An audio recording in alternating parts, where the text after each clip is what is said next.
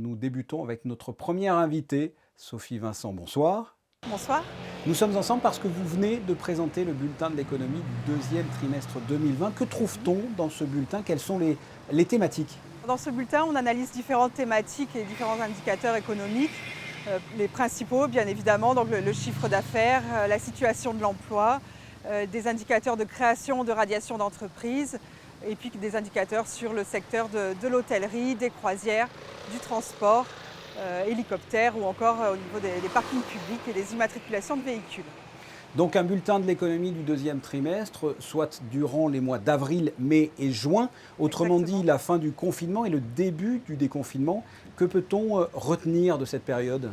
Alors c'est effectivement un bulletin complètement atypique puisqu'il n'y a aucun mois qui a été équivalent en termes d'activité économique. On a le mois d'avril avec un confinement total, mais une réouverture partielle de l'activité et juin une réouverture un petit peu élargie.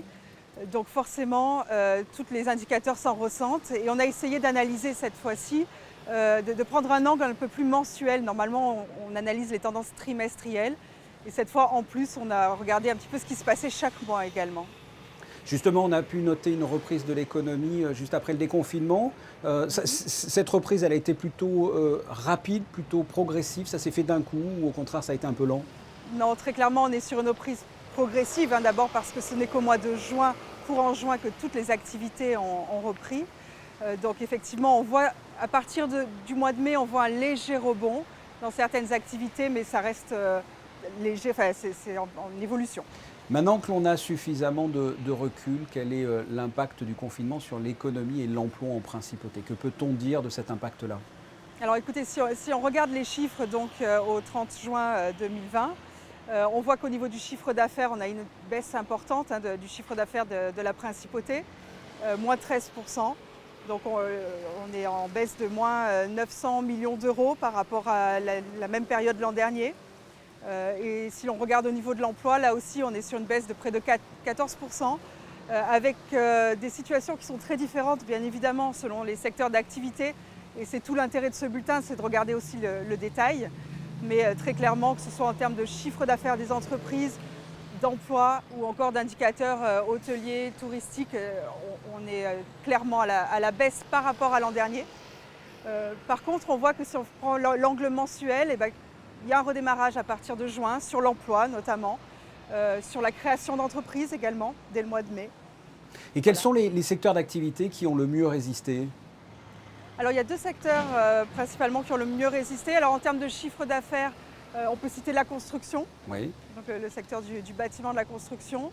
En termes d'emploi, les activités scientifiques, toutes les activités qui sont des activités de soutien aux entreprises redémarrent dès le mois de juin. Mais la construction est le secteur qui a le mieux résisté. Et à Au l'inverse, niveau de l'emploi les également. secteurs qui ont été les plus touchés, quels sont-ils? Alors sans surprise, l'hôtellerie-restauration qui perd près de 60% de son chiffre d'affaires sur le semestre et qui au niveau de l'emploi aussi est dans les derniers secteurs en termes d'emploi. Le commerce au sens large aussi, le commerce de gros, le commerce de détail sont vraiment parmi les secteurs les plus touchés. Donc tout ce qui est lié à l'activité touristique, commerciale de la principauté, sans oublier bien sûr aussi les activités sportives, récréatives, artistiques, l'événementiel. Oui, bien sûr. On a déjà des chiffres ou des indicateurs de cet été et de l'impact du Covid sur l'été? Non, alors donc le prochain trimestre, juillet, août, septembre, on n'a pas encore les indicateurs, il est un petit peu trop tôt pour donner vraiment des tendances fiables. Peut-être que l'été aura pensé quelques plaies. On est tout aussi inquiet pour le dernier trimestre de l'année de toute façon, mais pour l'instant il est trop tôt pour donner des tendances. Alors comme je viens de le dire, vous venez de présenter le bulletin de l'économie du deuxième trimestre. La suite, quels sont les dossiers, les études en préparation? Alors nous, au niveau de l'INSEE, on continue de suivre l'évolution des tendances et des principaux indicateurs économiques, bien évidemment. On a un autre sujet très important cette semaine, qui est l'organisation d'une conférence de restitution sur une enquête qu'on a faite en avril 2019 qui portait sur les modes de consommation des lycéens, donc tout ce qui concerne le tabac, l'alcool, le cannabis et les usages sans substance, Internet, les réseaux sociaux et les paris d'argent principalement. Donc c'est une conférence qui aura lieu mercredi après-midi au Novotel, qui est libre, enfin entrée libre. Et sans tout dévoiler, les chiffres sont plutôt rassurants, Alors là, enfin les études sont plutôt rassurantes ou pas, concernant ces jeunes? Ben, vous savez, il y a des tendances qui sont plutôt à la baisse, mais il y a d'autres pratiques qui peuvent être plutôt inquiétantes, mais on dévoilera tout ça mercredi. On y reviendra, Voilà. on y reviendra. Voilà, et puis on continue voilà, nos focus sectoriels, on continue aussi l'enquête mensuelle de conjoncture sur le climat des affaires.